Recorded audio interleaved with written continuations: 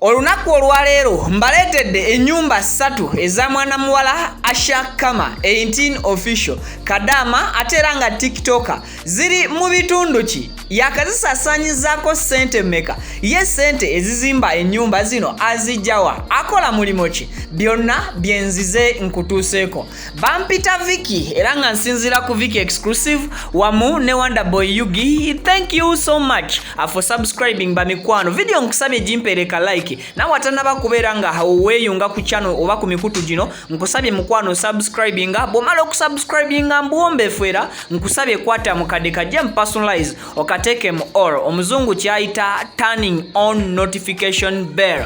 Tubeera proudly sponsored by Biva Organic Natural and Healthy Products basangibwa ku Access Building Rubaga Road bajjanjabisa eddagala ery'obutonde eritalina bulabe bwonna eri omubiri gwo n'obulamu bwo okutwaliza awamu. N'olwekyo genda babeere nga bakujjanjaba endwadde zonna. Batuteekamu nnyo ensimbi so nga ne Hajjati Kalodo musaale nnyo okulaba nga akulombereddwa ey'ensonga singa nabo oyina ebizibu eby'enjawulo genda akulombereddwa buli kintu kitambule malidadi sana. Asangibwa Wakiso era ng'osobola n'okumukubira ku namba y'essimu gy'olaba mu kitabo ekirimu Kurani eyesembyayo 067. Nkale video jimpereka like nze nkusumululire emboozi n'ebitonotono ebikwatagana ku Usher Karma omulimo gwakola ennyumba ze gye yazizimba bitundu ki zikostinze ssente mmeka era waba azitunda essaawa zino azitunda ssente mmeka. Bampita Vicky ntandise bwenti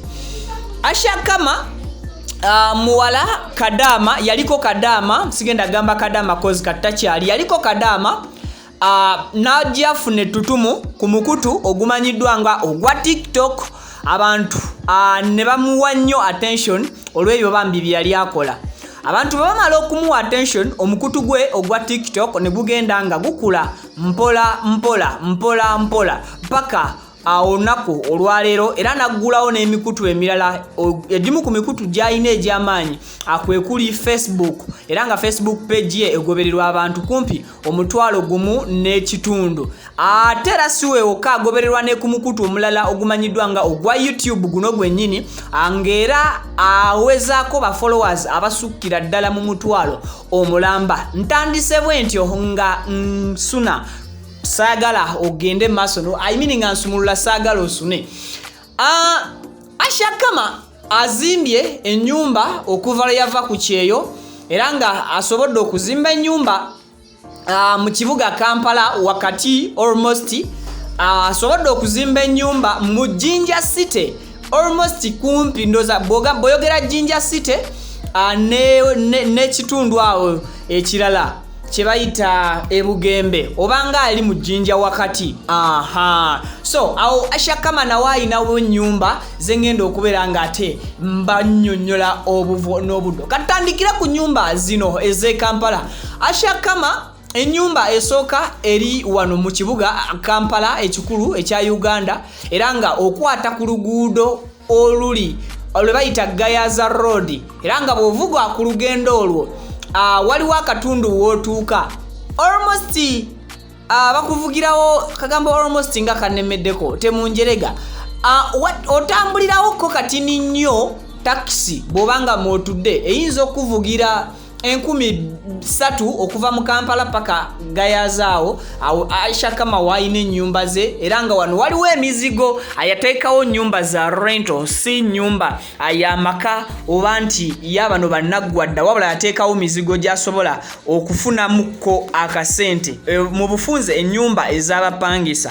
Tutambudde bulungi. Kati mukuba nti ostambulawo akasente katono okuva mu kibuga wakati okutuuka ewaka we yazimbye ennyumba zino ku Gayaza Road okwo azimusobodde okumuwementako ensimbi empitirivu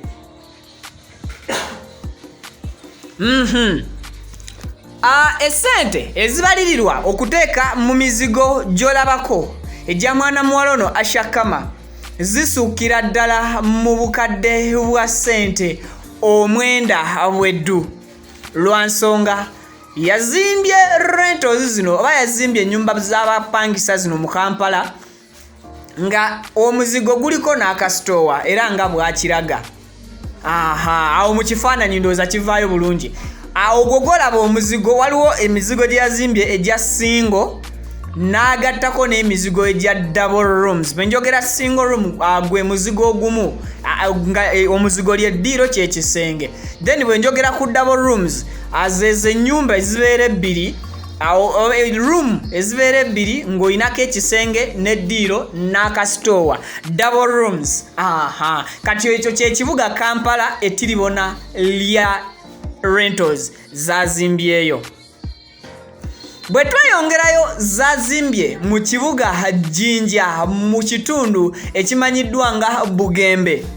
Usher Karma asobodde okuzimbayo era rentals era nga teweerabira nti ono mwana musoga ddala ava mu Eastern Region gye yava okubeera ng'ayingira ekyeyo newankubadde nga kati obulamu bwe obuliwo essaawa zino abumalira mu Kampala lwa nsonga nti emirimu emitongole mwagikolera.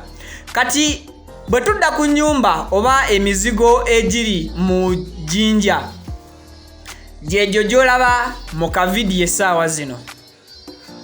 Usher Karma asobodde okuzimba emizigo egiwerera ddala 6. Bw'atyo n'azimbako n'ennyumba nga bwe ngenda okuba nga ngikulaga mu maaso awo gy'akwata empola empola. Ekisinga okwewuunyisa nti Usher Karma ennyumba zino zonna azisitudde mu kaseera ke kamu oba mu budde bwe bumu. Abantu bali kubeera nga beebuuza ddala kituufu sosi ya Usher Karma eriwa, ssente ze mulimo ki oguli official essaawa zino gwakola, kubanga ku kyeyo yakikubira emyaka era nga yali mutolosi. Kyenyiza okubeera nga mbagamba okusinziira ku research Biva Organic ne Hajati Kaloddo gwe batufujiridde tunoonyereze ne tufuna nti Usher Karma akasente ke yava nako ku kyeyo asobodde okukacyanga oba okukazanyisa obulungi oba akaseera ke yabeereramu ku kyeyo sente ze tezaayonoonebwanga, tezaasaasanyizibwanga, wabula zaaterekebwanga buterekebwanga ku akawunti. Y'engeri Usher Karma gy'asoboddemu okwezimba olunaku olwaleero. N'agenda afuna omukisa nti ali blessed, afuna ku busente, actually sigenda buyita busente, afuna ku sente oba endorsements kozi nti kati Usher Karma wali brand era influencer. Munfunye bulungi ba mikwano. Bampita Viki subscribinga ku YouTube channel eno o likinge video eno gisharingeko ne muno ebisinga ku ebyo kyoyagala mu comment section ky'obo ngamba mbasibu.